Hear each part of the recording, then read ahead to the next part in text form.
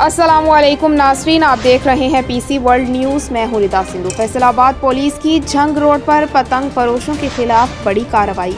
हमारे divisional bureau chief Rana Faisal की तफसीलात के मुताबिक पुलिस ने झंग रोड खैरदीन पेट्रोल पंप के करीब पतंग फरोशों के खिलाफ कार्रवाई करते हुए बड़ी तादाद में पतंगे और केमिकल डोर से अपने कब्जे में ले ली। पुलिस ने पतंग फरोशों के खिलाफ कार्रवाई करते हुए गिरफ्तार कर लिया और उनको हवालात में बंद कर दिया। पुलिस का कहना है कि पतंगबाजों और पतंग फरोशों के खिलाफ कार्रवाइयाँ जारी रहेंगी।